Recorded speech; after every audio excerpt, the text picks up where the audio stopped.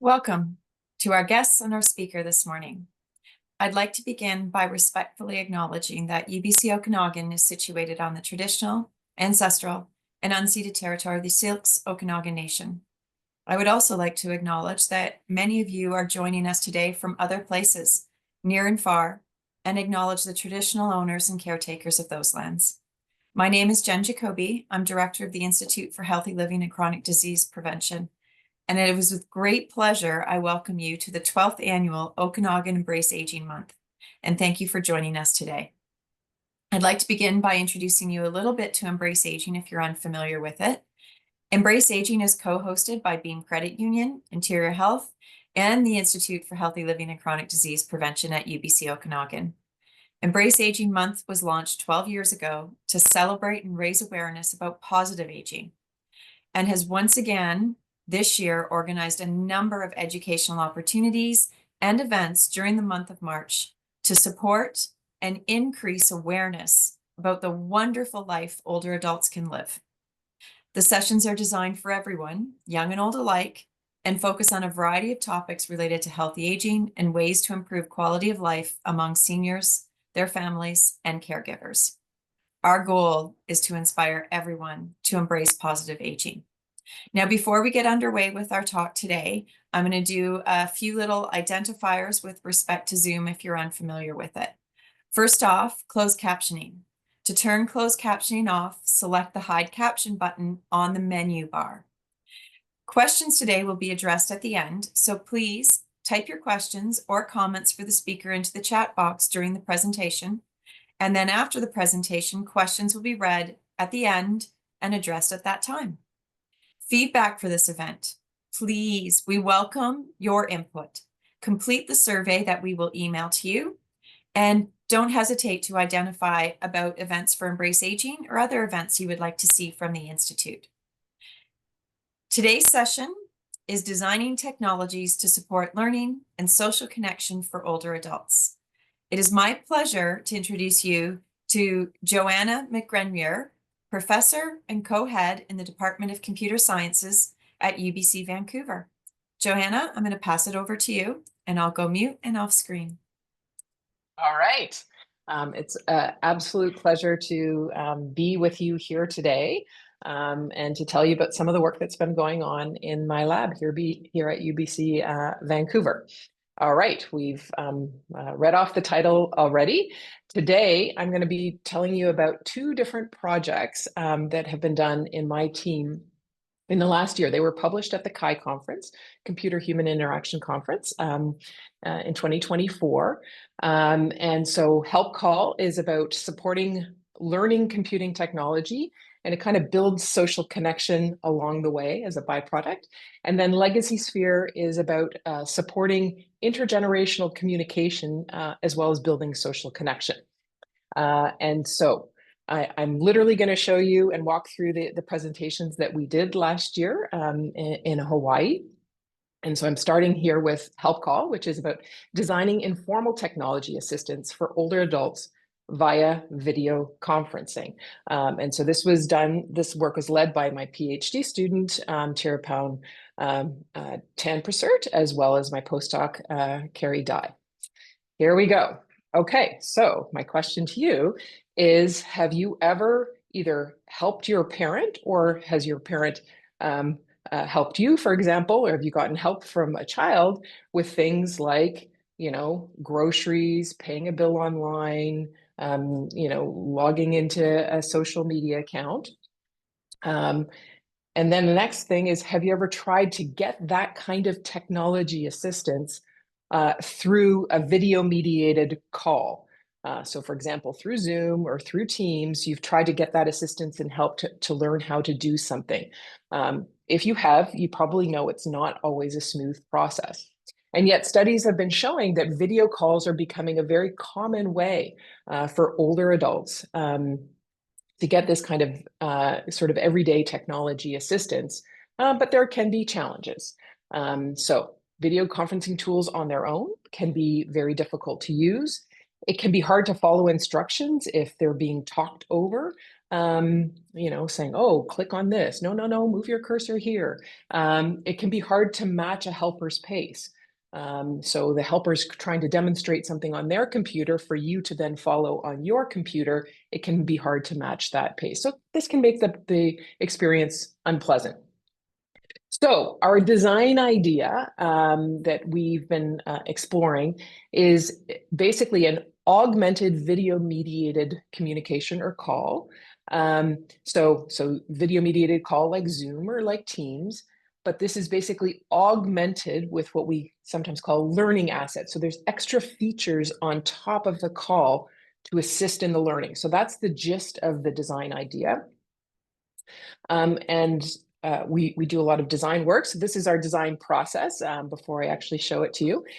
So we started by gathering design requirements. So we came up with a high-level concept and then filtered this into 7 specific design requirements. We did this by working with older adults as well as looking at the literature.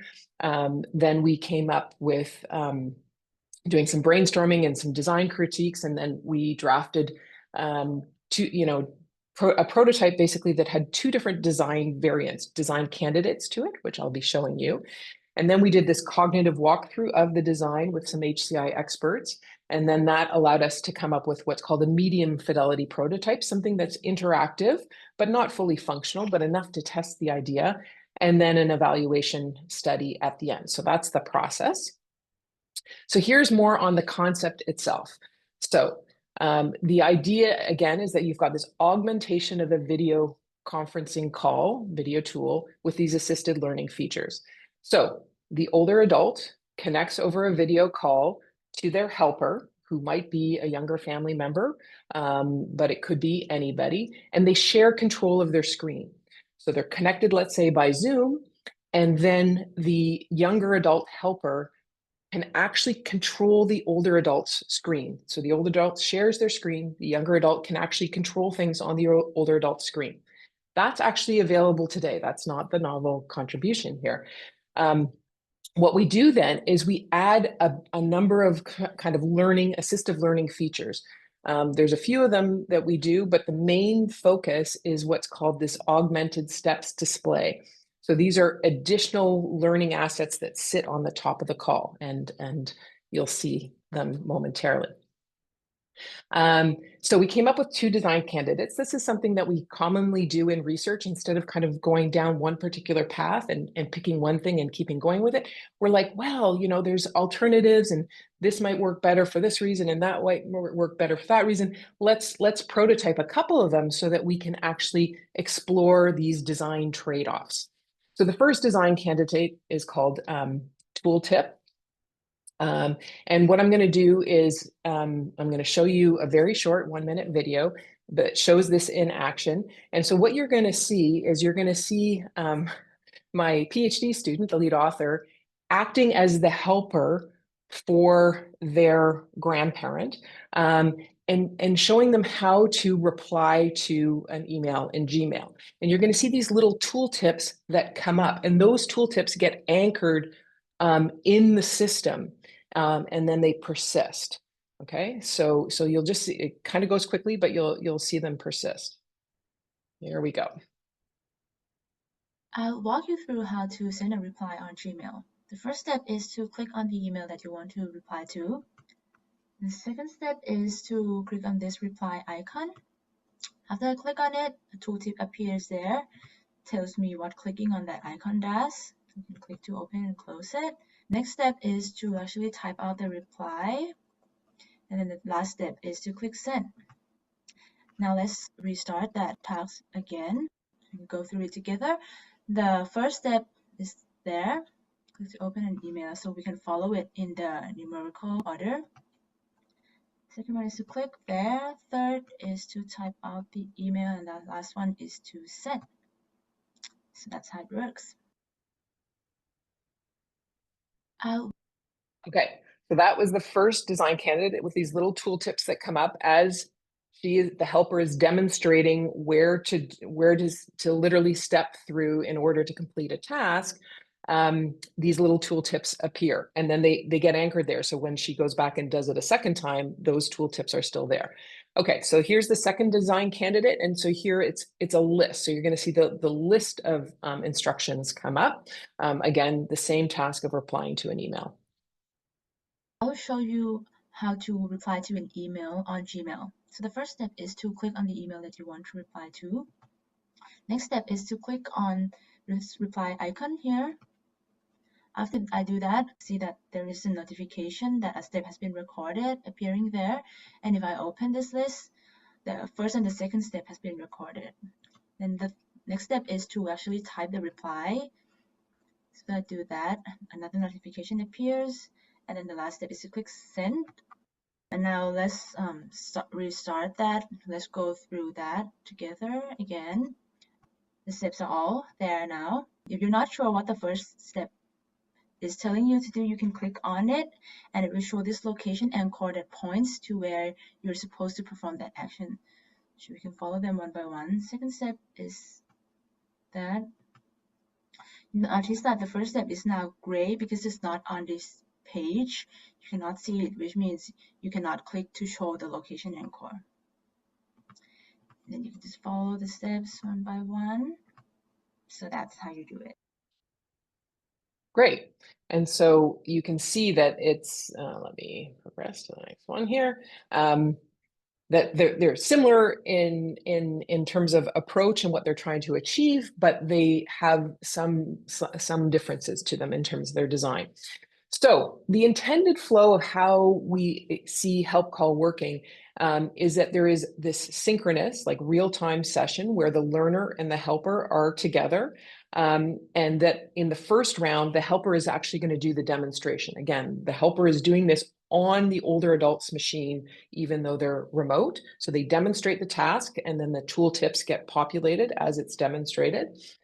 And then there is a second round where the helper is still there in the call, but the learner, in this case, the older adult, can practice by stepping through those steps while the helper is still there to answer questions and do any refinements that might be needed. And that round two, that helper-supported practice, can happen multiple times over until the learner is feeling more confident in their ability to do it. And then there is a round three, which we didn't get to in our study, but the intention is that there's this round three, which is the no helper attempts. So after the call is over, when the learner is doing it on their own, on their machine, those little tooltips will still be there, for which the learner, the older adult, can be following those tooltips to accomplish the task. So that's the intended flow of this. So in terms of our evaluation study, the objectives were, to validate the design concepts promised, to see if we're on the right track, if this made sense to our older adult learners. We wanted to compare the design candidates and their trade-offs, gather feedback and ideas for the next phase of the work. In terms of the study design, it was a structured observation and interview study where we had 3 conditions that we compared. So Zoom only, so they had to do the tasks with no additional support. Then a condition with using the tooltip design, and then the condition with the list design. So we involved 14 older adults as participants, and they all had computer and video call experience. So the goal here was not to have involve individuals who've never used or very little used tools like Zoom, but those that already have some significant exposure. And so we're really focusing the evaluation on the augmented designs. So cutting to the findings, we did find that we ran statistical comparisons as well as qualitative comparisons. And I'm not going to bore you with the numbers of the statistics, but here we did find that HelpCall did statistically reduce mistakes. It increased confidence and was overall preferred compared to just using Zoom alone. And it was found to be easy, low effort, accurate. The visual and in particular, they liked that it was embedded in the actual application. So these tooltips are anchored basically then in Gmail, for example. In terms of the helper demonstration, they found that it was easier to follow with the real-time steps. So seeing it demonstrated and having those steps come up during the demonstration made it easier to follow and use.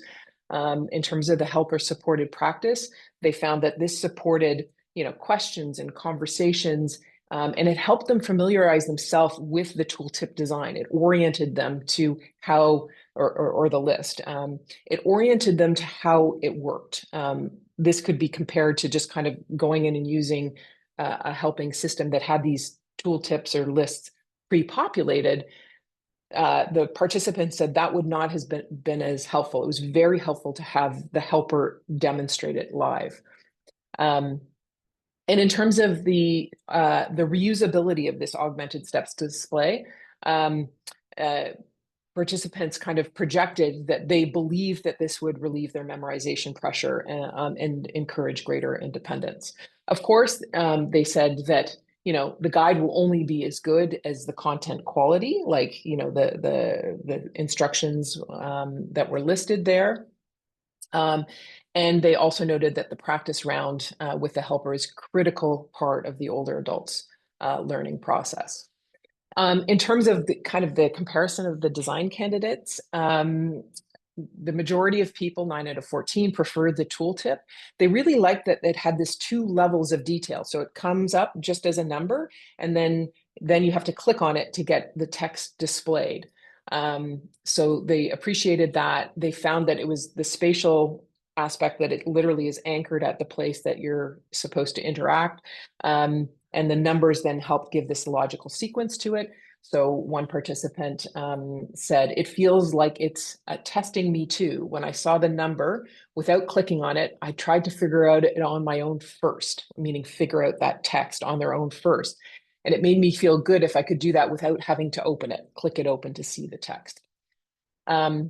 In terms of lists, we did have a few people that preferred that one. They found that it was scannable, centralized, had the location anchors, those lines that drew out to the various locations, and that it was detailed and more comprehensive. So in general, our kind of takeaway from this was that they could be used in some ways in different times or circumstances. So for people who are maybe very at first learning, the list gave this kind of very close and sort of more detailed guidance. The instructions were longer, whereas the tooltip might be good for just a reminder, somebody who's kind of can do most of the task on their own, but then it's there to just confirm that they're on the right track. So implications here is that there's strong characteristics. The strong characteristics from both of the designs could probably be combined in a way to serve both types of learners. And so, for example, we could integrate the elements of the list into the tooltip, or allow older adults to toggle between the 2 designs depending on what they need at that given moment. So to conclude this project, what we've gotten from this is that we introduced HelpCall, which is a video mediated communication augmentation that leverages live human assistance and to basically creates this visual step-by-step in-application guide for asynchronous reaccess of those steps. And we validated HelpCall's potential to create more positive software learning experiences for older adults, and provided design insights in the synchronous software help design space. There's a lot of work, a lot of research being done in software learning, but very little of it specifically for older adults, and very little of it specifically looking at how we can better support it in a synchronous, meaning real-time setting.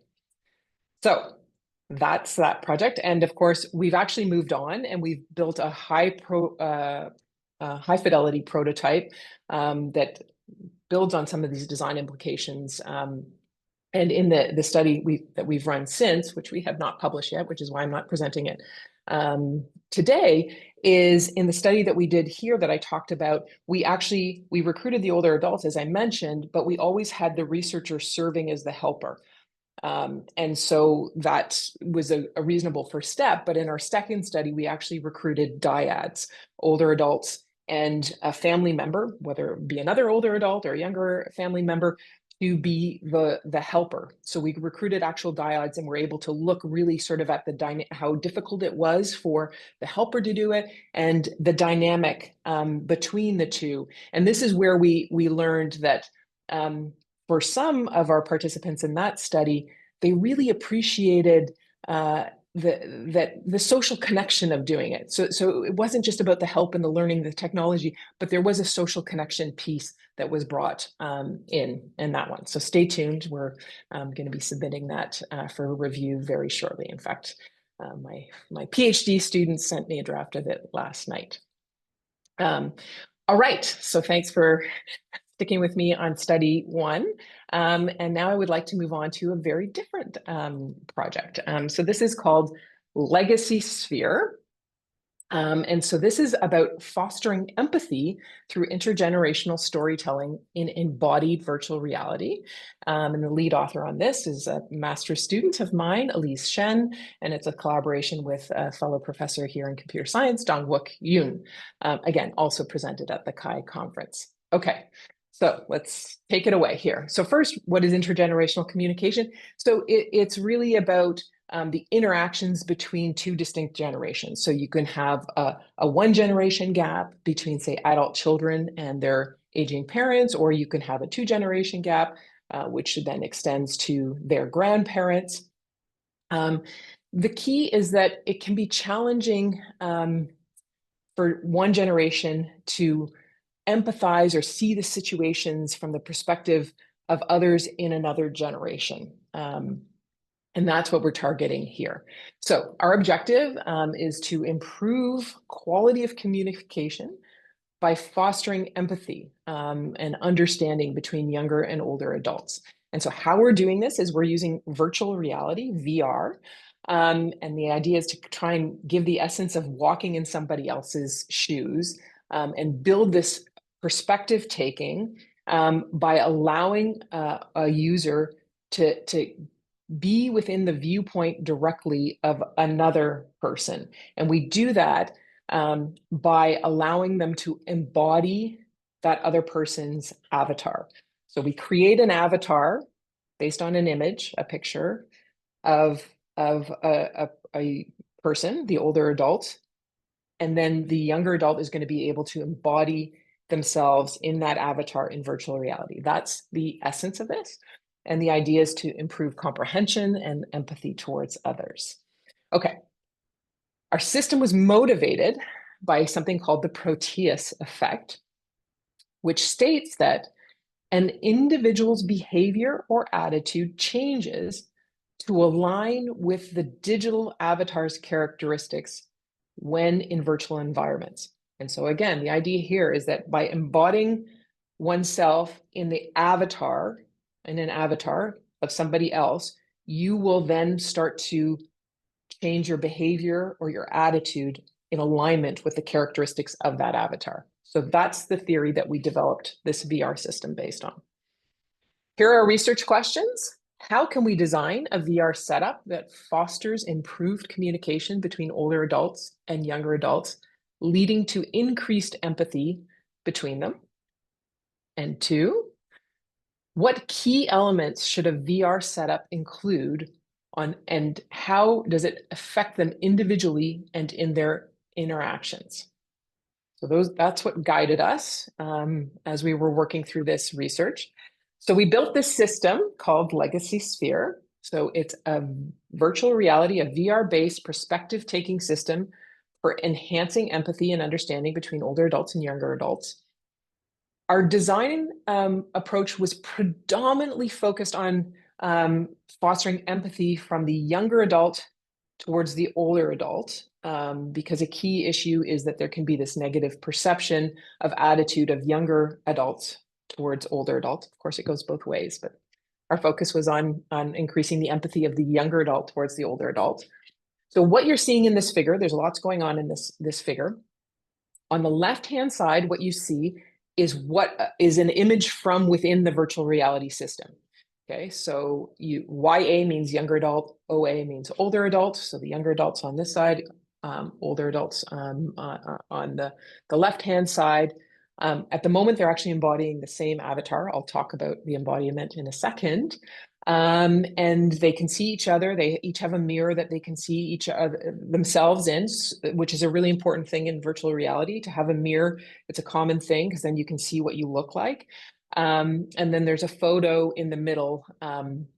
The photos were gathered from the older adult of key moments in their youth. I'll talk a bit more about that in a second. So that's what you're seeing in the virtual reality scene. And in the right-hand side is actually a physical image from our lab. This is two people who've come in. They're wearing the VR headset on top. They have two physical mirrors that are there, and they're sitting in comfy chairs in a green-walled room. And so they come in, they sit down together, they put this headset on, and so they have a sense in the physical space that very much then mirrors what they're experiencing in the VR space. Okay, so that's the setup. We worked through two key scenarios. They're a little bit complicated, so I'll step through them. So we have, again, the younger adult and the older adult. And so these we felt were the most prominent. We brainstormed a ton of different scenarios that we could do in terms of avatar embodiment. And these are the ones we thought would be most promising. Okay, so the first one's called Past Meets Future, and the second one is called Older Adults Inner Monologue. And so in Past Meets Future, the younger adult is placed in the body, the avatar of the older adult when the older adult was young. So that image that just appeared is an avatar of the older adult from when they are younger. And that is built off a photo that we had of them when they were in their 20s. So the younger adult embodies this older adult in the past, and the older adult embodies an avatar of themselves at the current moment in time. And so the idea here, why we named it this, is that the past older adult, who's now the younger adult is embodying, the past older adult will be talking to the current older adult. And the design purpose here is to encourage the younger adult to kind of get through some of the age stereotypes and understand things like, how the older adult might also have been naive when they were young too, that they were young once and they may have been naive, among other things. Okay, so that's the Past Meets Future. In terms of older adult inner monologue, the younger adult is going to use the same avatar as the older adult uses today. So they're both using the same avatar, but it's the younger adult that is being embodied in the older adult at present in this scenario. So they're both in the same avatar. And so the idea here is that for this scenario is that the older adult is going to treat the younger adult as their inner self. The younger adults are going to try and imagine what the older adult is thinking and feeling today in current times. And this might, we hypothesize this might help encountering assumptions that the younger adults may have about, the older adult in their current daily lives. So those are the two scenarios. Okay, so in addition to the two scenarios, we had two other design elements to this setup. One is storytelling and the other one is role-playing. So we've talked about the embodiment already. So in terms of storytelling, the older adults are invited basically to tell the younger adults about important events from their past. And this is where the images came from. So these are things like, going off to university, getting married, having a first child, maybe buying a home. So some events that they really remember from their 20s that shaped them in some particular way. So deeply meaningful. And then the younger adult was instructed to ask reflective questions in the first person narrative. So why did I make such a decision there? What was I feeling when I did that? And so this first person narrative was an important part to this. And so, yeah, in terms of the role playing, we gave both the younger and the older adult some instructions to help them pretend to be, the younger adult to pretend to be the older person that they were representing. So we gave them these role playing instructions as well. So that's the setup. The method, we had a pre-interview with the older adult to gather all this information and photos. We introduced them to the VR study. We actually had 3 scenarios because we had just a very introductory warm-up one, but then the 2 that I've just walked through were the main ones. We counterbalanced the order, and then we ran a semi-structured interview at the end. Our study involved 5 parent-child dyads, each with a single generational gap. Our goal at the outset was to have a 2-generation gap. And after, I think, trying to recruit for 3 months, we couldn't get a single dyad that had a 2-generation gap for which we could have photos from when the older adult was in their 20s, from which we needed, to build the avatar. So we switched it to a 1-generation gap in order to get the work done. So we have a bunch of findings that we report in our paper. Here's kind of a smattering of them. I'm not expecting you to read this. This is all to say I'm just going to pick a few to focus on today. But first, just, what was the impact of the alternative embodiment on individuals? So the major takeaway here is that we did find that it enhanced the younger adults' understanding of the older adults. So it definitely did have an effect. By getting rid of the parent-child identities, we saw this in the thematic analysis that we did, foster a more trustful, open environment for the communication. And this, eventually did lead to better co-created new perspectives on the older adults' past experiences. So the embodiment definitely seemed to have an effect. So picking from, we have 5 findings, 1 through 5. I'm just picking a few of them. So how exactly did the younger adults engage in this alternative embodiment? So several of our younger participants mentioned things to the effect that they use this as a way to blend their real self with their embodied self. So they, in an attempt to adopt the identity of the embodied self, and have that identity, they were trying to adopt that identity of their older adult. They were also at the same time drawing on knowledge from their own experiences. And so it was this kind of blended reality. So in the past meets future scenario, older adult 5, in our 5th dyad, the older adult, narrated her experiences of doing a solo trip to India when she was young, and expressed how this experience really shaped the adventurousness of her personality. And so then the younger adult in that dyad, who was born in Canada, grew up in Canada, was able to draw from her understanding of her mother's experience based on her knowledge of India's society back in that day when her mom was young. So what one of the quotes here is, if I try to relate to myself nowadays, this is from the younger adult, if I try to relate to myself nowadays, it wouldn't apply right because a lot of things are different. Females don't have the societal pressure of doing a solo trip. But back then, it was a big deal. So recognizing that kind of trip back then was really a huge deal. So basically, by blending the knowledge she has with her mother's identity, our younger adult 5 was able to reach a deeper understanding of her mother's feelings around these experiences. So another finding is about how avatar embodiment encourages what we called relationship cushioning. So it's a dynamic here. So in reality, the parent-child identity can sometimes create limitations in communications, such that parents don't want to share their vulnerability with their children.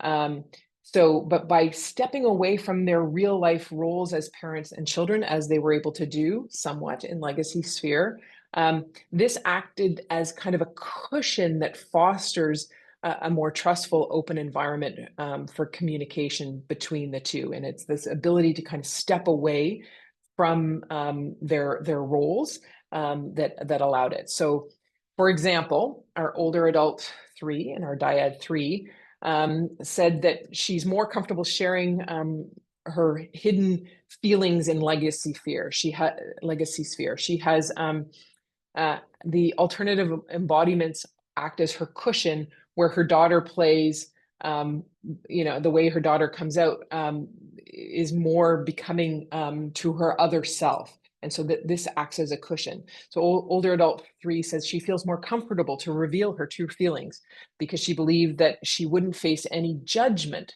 from her other self, which is something she's unsure about in their mother-daughter relationship. So as she said, I felt like I should honestly answer when she was asked a question from her daughter. Felt like I should honestly answer because there wasn't going to be any judgment from my younger self. But sometimes in a mother-daughter relationship, there is some judgment. And so again, there was a form of cushioning at play. In terms of picking another finding, we found that LegacySphere stimulates self-understanding and self-reflection in both the younger adult participants as well as the older adult participants. So by allowing younger adults to retain part of their real selves while embodying the role of the older adult, unique perspectives and viewpoints were brought into the interactions. And so the older adult and the younger adult were eventually kind of reaching co-created new perspectives on the older adult's past experience. So younger adult 4 and the 4th dyad became more sensitive to the similarities she had with her mom from their appearance to personality. And she said, I'm learning more about my future self when learning about my mom. So which makes her compare her personal development plan, along her mother's past experiences and serves as a degree of some guidance, or might serve as a degree of guidance. So in terms of the design recommendations, always in our human-computer interaction research, we move towards design recommendations. We draw the following recommendations. One is that really involving design elements which lead to this co-created perspective on an older adult's past experiences is very important for this intergenerational communication and empathy creation, that it's very important to involve those kinds of design elements, that it's important to allow for avatar imperfections, which can be conducive to communication and reflection. And so this means that the avatars don't have to be perfect. It doesn't have to be looking at like you're looking at, for example, your mom or your child exactly as they exist. This avatar imperfections gives a bit of a shield, and I think contributes to the cushioning that we saw. We recommend enriching the experience through multiple avatars and chronological narration. I mean, we only did sort of past in the 20s, when the older adult was in their 20s, and their current self, as well as the avatar of the younger adult. We did in a different scenario as well, which I didn't talk about. But it would enrich the experience to have kind of multiple generations, or over the decades, let me say, as the older adult became older, to have the younger adult be able to experience that. So there you have it. Those are the design recommendations that we came up with there. And so I'm just going to wrap by saying that I talked about 2 very different projects, both of which involved older adults. HelpCall provides informal technology assistance for older adults via video conferencing, and that project is ongoing. As I mentioned, LegacySphere fosters empathy through intergenerational storytelling and in embodied virtual reality.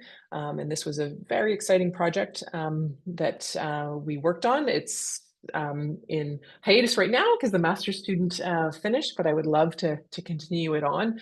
There was a lot of enthusiasm from the participants that we had. And so I would like to thank you mostly for coming and spending your time with me today. Those that have helped to fund the project. And here is just an image of my lab at a coffee outing, I think last month. And they've been great supporters of all the research that's happened in the lab. So thank you very much. Thank you, Joanna. All right, we're going to start into our question and answer period. I get the privilege of starting, and I was really excited to hear and better understand about the aspect of avatars. So I'm going to start with like a really simple question and then ask my real question. So how did you go about, or was it necessary to teach the older adults what is an avatar and how you go about building or designing an avatar that represents their real self as opposed to their envisioned self, or did that even matter? Yeah, great question. So we didn't, I'll just say off the top, we didn't give them the option to build their desired self. But so what we did was we asked them, I mean, that would be a wonderful project. What we did was we asked all the participants, all the older adult participants, to provide us with as high quality as possible a photo from when they were in their 20s.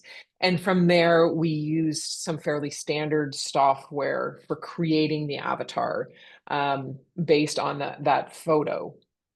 I don't think we got multiple photos from most people, but we may have tried in some cases a couple of variants to see which worked best. And then in terms of, I mean, explaining to them, oh, we need your photo because we're going to kind of basically build a digital representation of yourself that's going to be in 3 dimensions that you're going to be able to experience.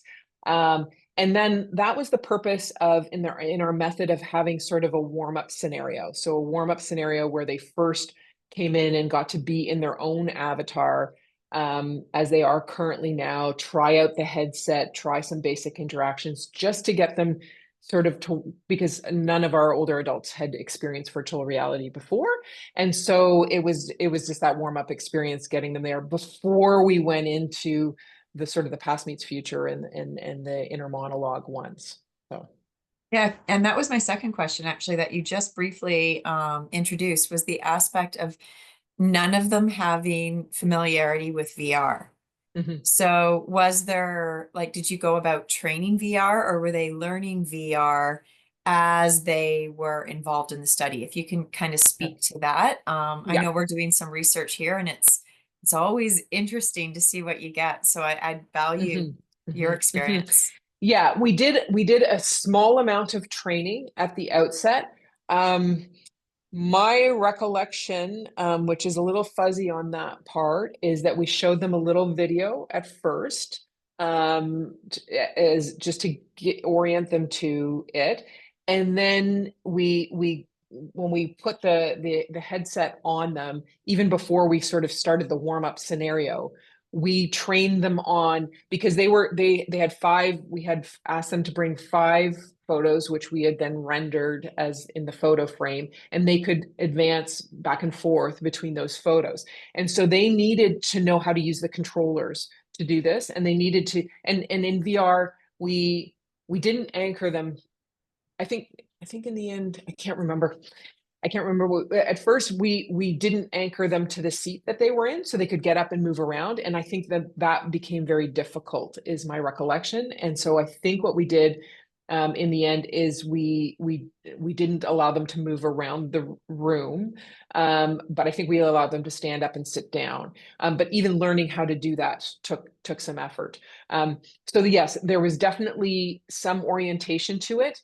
Not a ton, because these sessions were long. I mean, we struggled. I mean, anybody who's done studies with participants and especially with older adults, you have a certain session length that you can do, and then you hit a wall, and it's just too much. And especially the VR headsets can be heavy.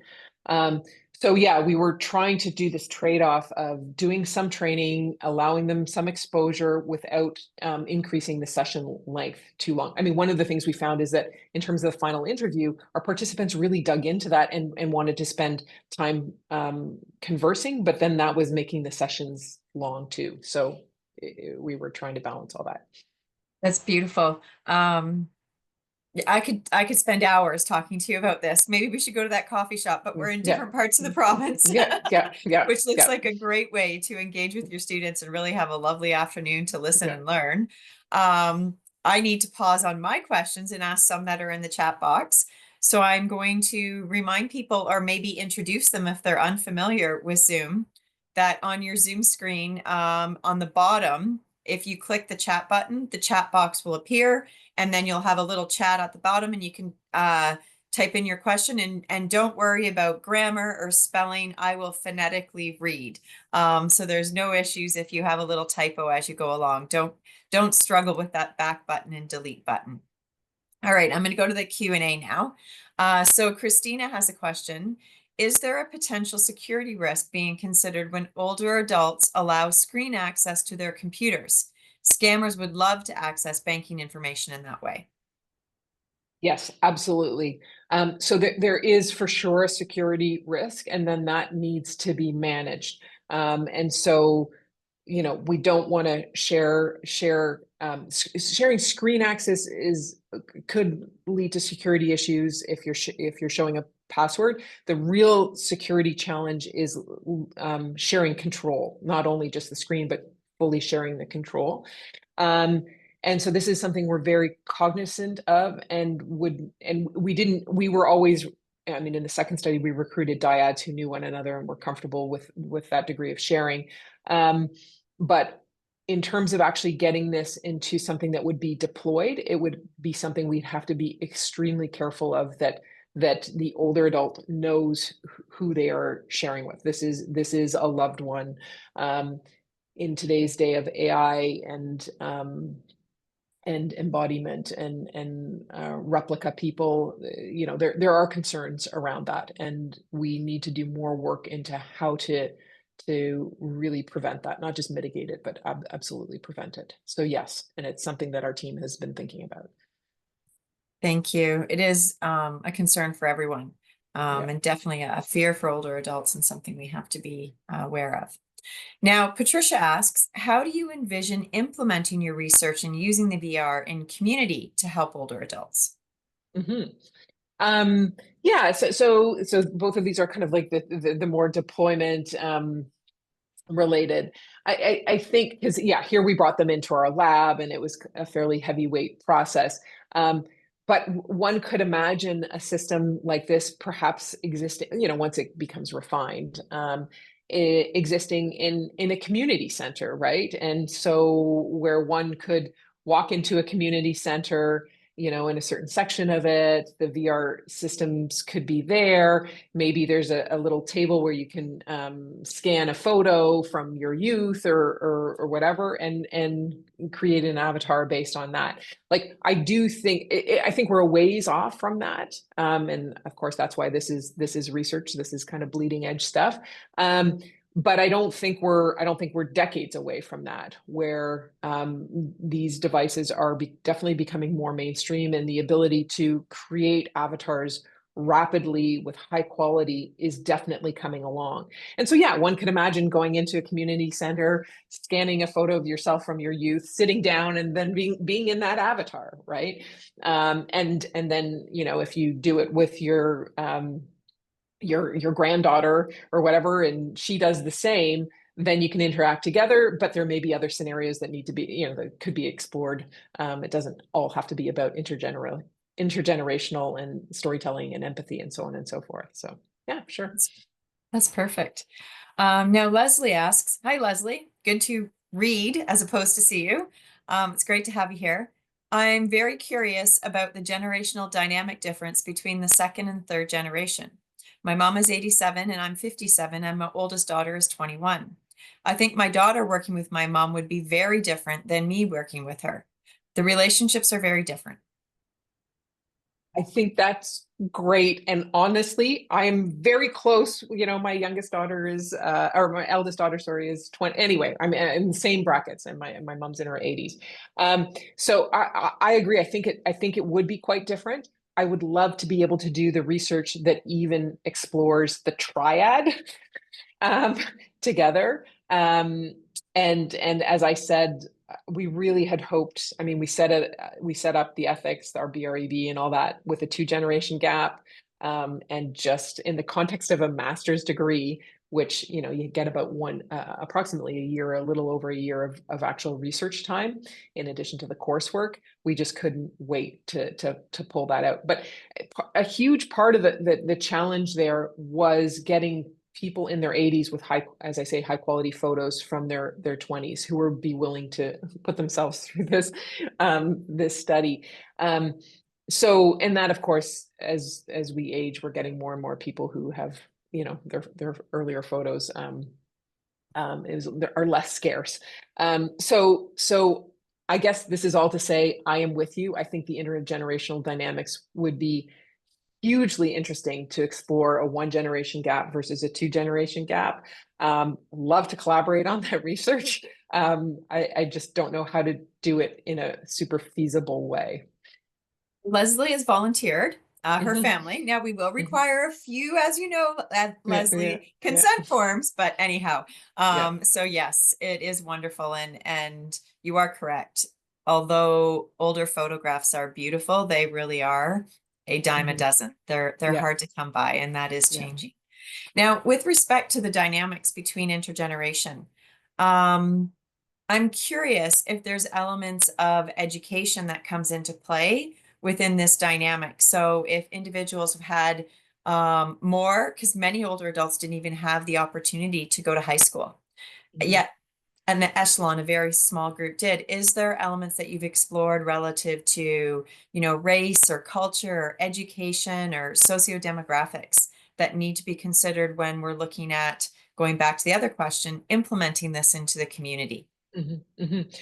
Yeah, so we didn't super question. We didn't structure the interactions between the dyads around any particular theme, for example, but we definitely saw examples of where race was coming out, where the older adult came from an Asian background, which was which traditionally tends to be sort of more conservative and more closed. Again, that's a generalization; it doesn't apply to everybody. And then the younger generation, the younger adult, you know, grew up in Canada, sort of. Very different culturally. Even today, it's different culturally, let alone over time. And so we do in the data see some of these themes being explored, these difficult themes being explored. But we only had 5 dyads, so it came out as part of the findings, as opposed to anything that we structured the study around to try and investigate. In some other work that I'm doing that's not involving older adults, but is about mental health, culture is a framing element of it, where we are recruiting specifically on certain cultures. So for me, when I contrast, and it's with younger adults and mental health. So when I contrast those studies, they're very different kinds of works in terms of where sort of culture and those dynamics are coming out in the research, kind of where it's coming out in the findings, because people happen to talk about it, and that happens to be something that framed their youth, versus something that we're literally recruiting on. It's amazing, and it articulates right back to the first half of your presentation about introducing older adults to elements of communication, whether it be, for example, even the perfect one that you demonstrated was email. You know, there's so many different places and spaces now where older adults, basically everyone, has to identify their email address, inclusive of, you know, medical and health professions, where they will pre-send you the paperwork through an email address. So I thought that was so valuable. In the last few minutes, can you speak to the transferability of that kind of providing the email address, and now they're going to get additional requests for other platforms? How does that kind of transfer happen? Maybe through the dyads, or maybe through, I don't know, self-exploration, through comfort? Any thoughts on that? So just so I'm making sure I'm understanding your question, meaning sort of people kind of developing their comfort uh, layers or whatever, like starting like, okay, now I need to do email. Okay, I'm on email, and now I'm being asked that, oh, I need to have, you know, Adobe Acrobat because I'm getting PDF forms, and now I need to figure out how to do a signature. And so it just keeps pushing and pushing and pushing. Is that what you're referring to? Exactly, Yeah, yes. yeah. And so I mean, I really feel, and it probably didn't come through as clearly as I needed it to. Something like HelpCall, I believe, adds that flexibility, because HelpCall, these are not predefined tasks. So the idea is that the older adult connects with the younger adult, they share their screen and control, and the older adult might say, oh my gosh, I've just, and this has happened to my mom in spades, for example, in the last year. I've just been sent this form in email, right? And it's one of these DocuSign things, and I Yes. don't know how to do this because I've never done one of these before.